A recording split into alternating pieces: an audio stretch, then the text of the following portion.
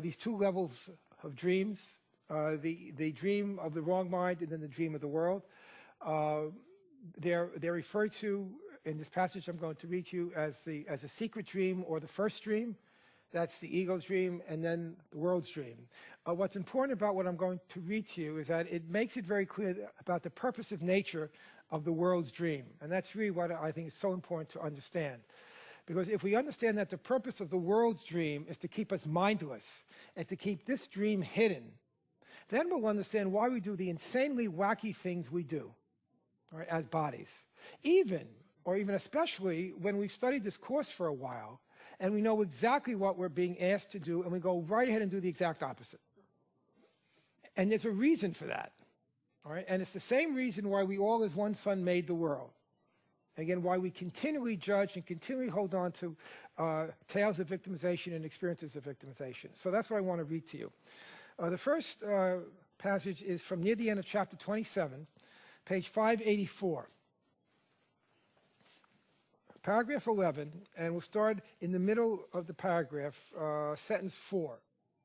The gap between reality and dreams lies not between the dreaming of the world and what you dream in secret. They are one. In other words, there is no gap between mind and body. The dreaming of the world is the body, and the secret dream is the mind. They are the same. Why are they one? Because ideas leave not their source. Right?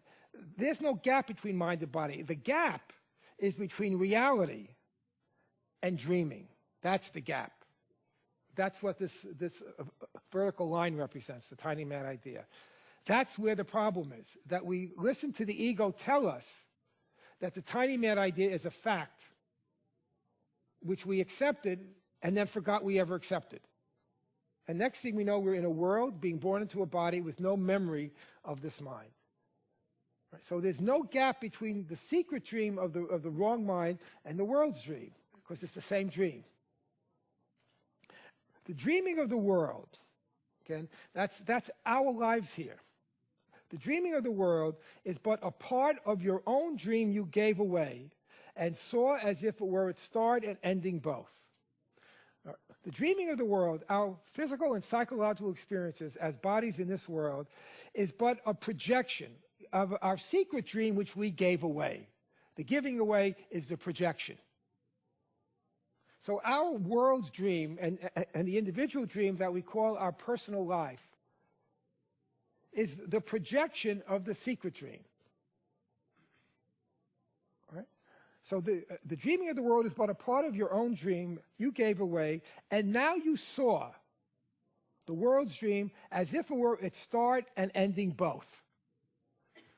Once we make up this world, we project the secret dream out and then forget we've done so, we think life begins and ends in the world's dream. This world is the start and ending both. When the fact of the matter is, as we'll see in a moment, is that the start of the world's dream is the secret dream. And the ending of the dream is in the secret dream, namely in the mind, the decision-making or dreaming mind. So the world is but a subterfuge. It's a camouflage. It's a gigantic smokescreen that conceals from us the fact that there is no world. There is only a mind. And so once again, keep in mind that pardon the pun, that the purpose of the world and our being born into the world and being so identified with the world and its problems and our personal problems is to keep us in a perpetual state of mindlessness. That's the purpose. Remember, purpose is everything. So ask the question, what is everything here for? What are my relationships for? What are my sicknesses for? What are my problems for? What is my life for? And the answer is to keep us mindless. If I am mindless, if I'm a mindless body, this decision-making part of my mind is kept vacant. And if it is vacant, I can never change my mind. That's the purpose. So that's what this is saying. Yet was it started, yet was the world's dream started by your secret dream, which you do not perceive. All right, that's why this workshop is called the unconscious mind. We're not aware we have a mind.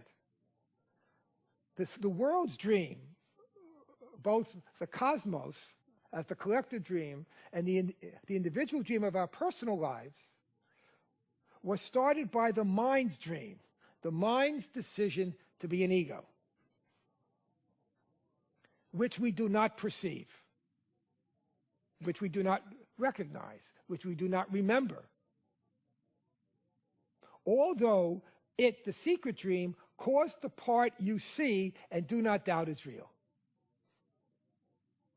You could see what a brilliant plan this is. And again, it's fooled practically everybody. We think this world is real. We don't doubt that this world is real. Of course, the miracle students don't doubt that this world is real. They believe this book is real. They argue about what the book says. Smart? That's not smart. There's no book. What are they arguing about? They're arguing about that they're smarter than God. That's what they're arguing about.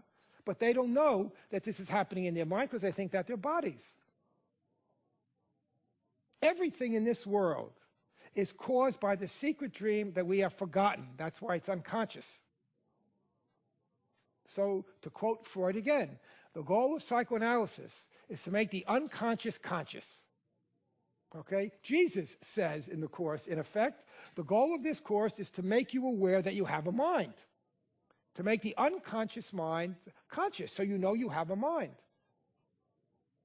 And we are not aware of our steadfast resistance to knowing we are minds. That's why we always interpret, which means misinterpret, the Course to be about us. Because we want the body to be real. We do not want to doubt the body's real. And as I was saying this morning, what better way to prove the body's real than to have Jesus be involved with it? Or the Holy Spirit be involved with it, or God to be involved with it. Or to Jesus have some great plan that includes me. In fact, I'm the center of the stage, of course. Everyone's the center of the stage. Some great plan as a body to heal other bodies, using another body called the Course in Miracles to heal them. Not realizing that all of this is being played out seemingly in the world, but really being played out in the dreaming mind that doesn't know it's dreaming. That's why you must never leave the metaphysics of this Course too far behind you when you are reading this material and applying it. If you do not understand what this is saying about the mind and body and reality, you will misinterpret everything. That's why passages like this are so important. The purpose of the world's dream is to conceal the secret dream, and the purpose of the secret dream is to keep the dreamer's identity hidden. Remember, when we chose the secret dream of the ego, we forgot we were decision makers. This circle was already empty. And then to ensure that we never got anywhere near it, the ego made up a world. And before it made up a world, it had to make up that whole insane story of sin, guilt, and fear and God's punishment, so that we'd be motivated to leave the mind and continually choose to leave the mind. This was not a one-shot thing. We are choosing this over and over again. What is now in Chapter 4 was an answer to a question that Bill Thetford raised while the Course was coming through Helen. And he asked Helen to ask Jesus, how did the separation happen? Right? And the answer was, why are you bothering to ask about, wonder why something happened long ago when you're still choosing it now? All right, now, that did not address the question, but it made it impossible to ever ask that question again. Right? Jesus is no dummy. Right? Right? Why wonder about why something happened seemingly long ago when you're doing it right now? That's the answer to your question. Why am I choosing a separation? Because I like being an I. That's why.